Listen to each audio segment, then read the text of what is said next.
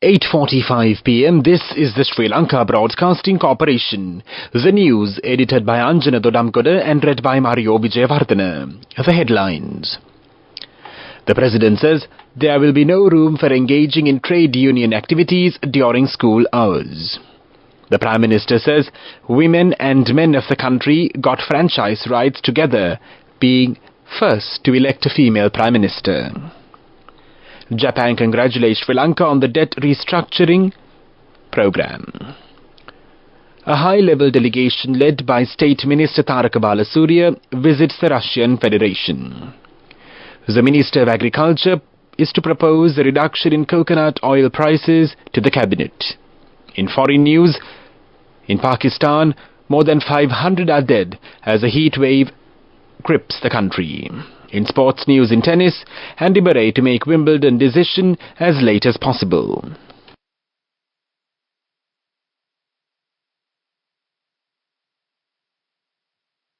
President Ranil Wickremesinghe visited the Balangoda Sri Dharmananda Vidyarthana Pirivena today and received blessings from the Most Venerable Karaguru Yangoda Maitri Murthy Mahanayaka Thera, the chairman of the Amarapura Mahasangha Sabha and the Mahanayaka of the Rasagala chapter of the Amarapura Mahanikaya of Sri Lanka. Additionally, the President handed over a cheque of 1 million rupees provided by the Governor's Office of the Sabaragama Province for the renovation of the Sri Dharmananda Vidyarthana Pirivena to the Mahanayaka Thera. During the meeting, the President Ranil Wickremesinghe further elaborated, currently Theravada Buddhism is in high demand all over the world. We have planned to establish a centre for the study of Theravada Buddhism in Anuradhapura. This centre will provide an opportunity for both local and international enthusiasts to study Theravada Buddhism. An institute dedicated to studying Buddhist religious teachings has been established in California in the USA, which has allowed for further exploration of Mahayana Buddhism. Issues relating to the discipline of Buddhist monks should be resolved by the respective Nikaya themselves. Decisions regarding the discipline of monks involved in teaching can be made by the concerned denomination. Catholic priests in schools are controlled by the bishop's house and do not have the opportunity to engage in trade union activities. The respect for the teaching profession is being diminished due to the actions of teachers' unions these days. A teacher who is hit by tear gas and breaks the barriers cannot serve as a role model for children. In the future, there will be no room for engaging in trade union activities during school hours. Efforts are being made to secure children's education by implementing emergency laws if necessary. The Commonwealth Women in Local Government Network, partnering with the Federation of Sri Lankan Local Government Authorities, held their South Asia regional meeting at Sevas at Rathmalana under the topic of reinforcing social resilience through women's political representation from the 25th to the 27th of June, where Prime Minister Dinesh Gunawardena was the chief guest and the keynote speaker. Addressing the large crowd of international guests, the Prime Minister said it is a matter of continuous agitation, continuous influence and continuous change that all of us, especially these organizations, could deliver through all governments across the world, the women to demand the right to share the responsibilities of political representation. Quote, I commend the collective commitment to strengthening gender equality within local government institutions. Despite continuous efforts, including those in Sri Lanka, women's representation in elected bodies remains unsatisfactory. This event is dedicated to debate some of the challenges facing women keen to get involved in local government, discuss and develop the Commonwealth Local Government Forum Gender Charter.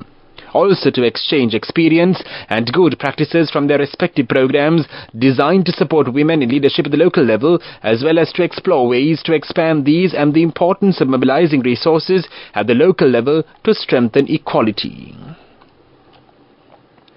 The Japanese ambassador, Mitsukoshi Hideaki, extended congratulations to Sri Lanka for the recent accomplishments in debt restructuring.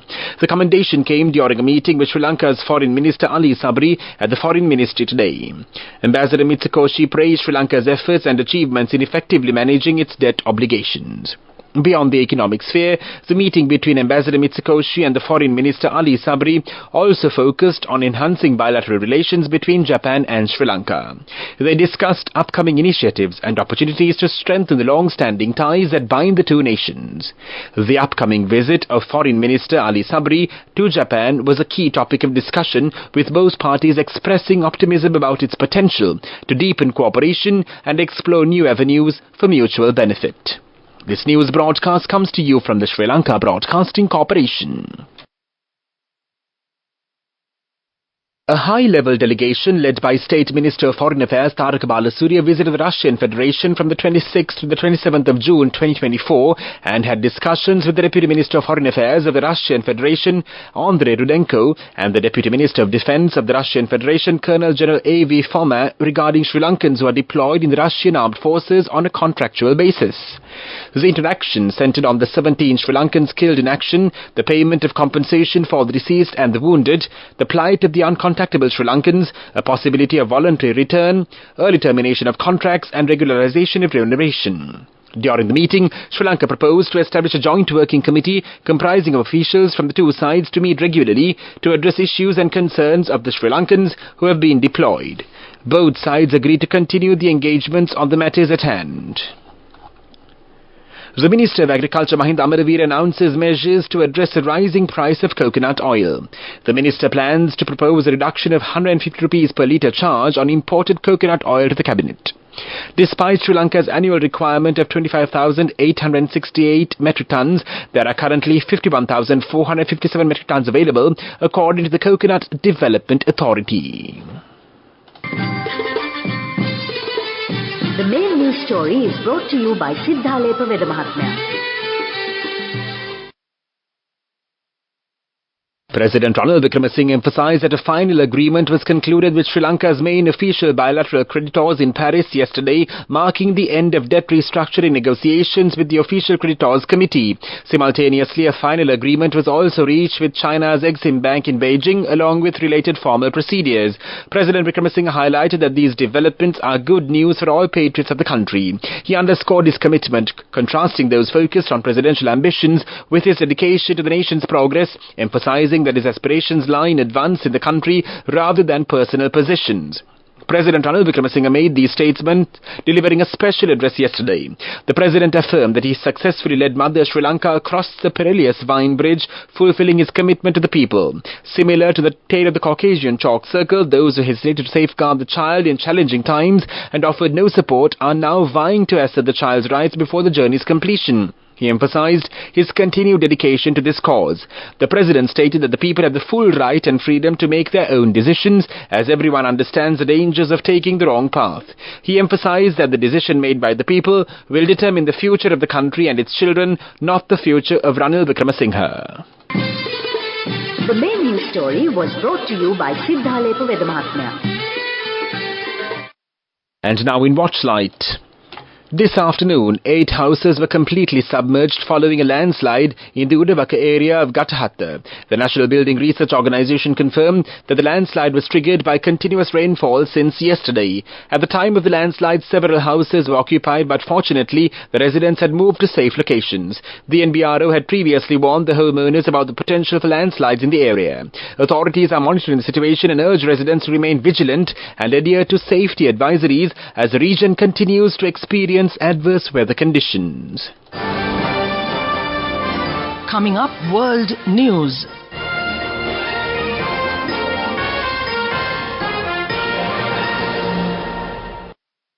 In World News headlines, in Pakistan, more than 500 are dead as a heat wave grips the country. Bolivia coup attempt fails after military assault on the presidential palace. A fire breaks out on the world's largest cruise ship. More than 500 people have died in the past 6 days as Pakistan grapples with a severe heat wave. A local ambulance service says it has taken around 568 people's bodies to the Karachi city morgue in Pakistan over the past 6 days, up from its usual rate of 30 to 40 bodies a day. A BBC article explains why it is too early to say exactly what the cause of the deaths was in every case. The news comes as temperatures in the city reached above 40 degrees Celsius, with the high humidity making it feel as hot as 49 degrees Celsius. The heat wave hitting the city is expected to last until next week, and the article notes that experts agree these sorts of extreme weather events are becoming more frequent and intense as a result of climate change.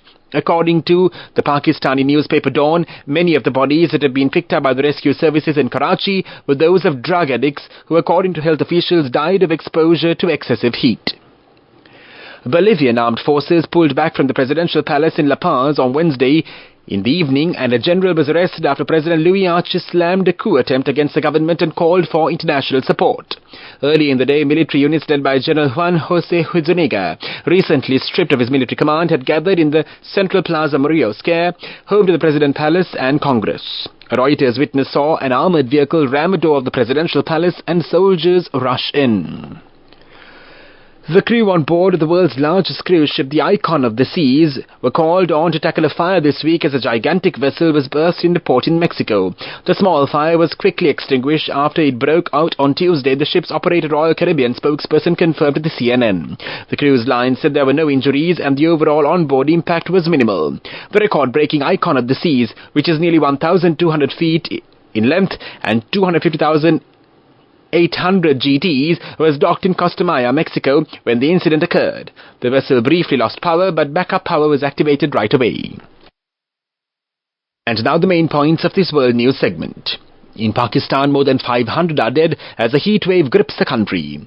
Bolivia coup attempt fails after military assault on the presidential palace. A fire breaks out on the world's largest cruise ship. That was World News. Development News. OK7 content licensing sellers of music, image, video and other data sets for use in training artificial intelligence systems have formed the sector's first trade group, they said on Wednesday. The Dataset Providers Alliance will advocate for ethical data sourcing in the training of AI systems, including rights for people depicted in data sets and the protection of content owners' intellectual property rights, the company said in a statement. Founding members include the US music dataset company Rightsify, image licensing service VI Visual, Japanese stock photo provider Pixar, and the Germany-based data marketplace Data Trade. Moving on with sports news. Andy Murray will make a decision as late as possible about a farewell Wimbledon appearance, but says it is more likely he will be unable to play singles next week. The 37-year-old Brit has returned to training after having a procedure on a back issue at the weekend. Former world number 1 Murray, who won 2 of his 3 Grand Slam titles at Wimbledon, plans to retire later this year. The championship start at the All England Club on Monday. Go ekakiyana youth ekata life eke change ekata niyamata set wenna as wahagena dakapuhina habe karanna youth ekata niyamata set wenna friendship eka menna. The all-new NSB Itru account, NSB I Am, a plan for your dream. Business News, sponsored by National Savings Bank, the safest place for your money.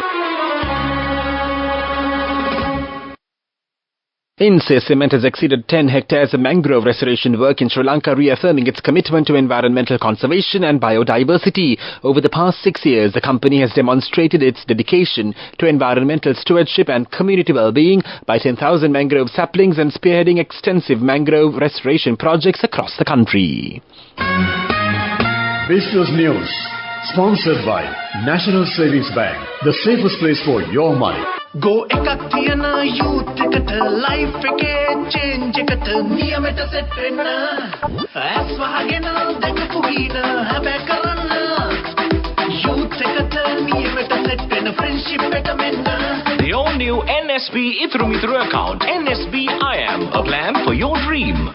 And now in economic news, according to provisional data released by the Sri Lanka Customs, the merchandise export performance in May 2024 amounted to $960.2 million, reflecting a 9.4% increase compared to April. However, this represents a 5.81% decrease compared to May 2023. Total exports of May 2024, including both merchandise and services, were recorded at $1,287.59 million. Weather report. Several spells of showers will occur in the western, Sabaragamu and northwestern provinces and in the Mahanuwara, Nuwara Eliya, Gala and Mathura districts. Strong winds of about 35 to 45 kilometers per hour can be expected at times over the western slopes of the central hills, the northern, north central and northwestern provinces and in the Trikunamalaya, Hambantota and Monragala districts. That was the report, and now the headlines of this news broadcast. The President says there will be no room for engaging in trade union activities during school hours. The Prime Minister says women and men of the country got franchise rights, together being the first to elect a female Prime Minister. Japan congratulates Sri Lanka on the debt restructuring process. high-level delegation led by State Minister Taraka Balasuriya visits the Russian Federation.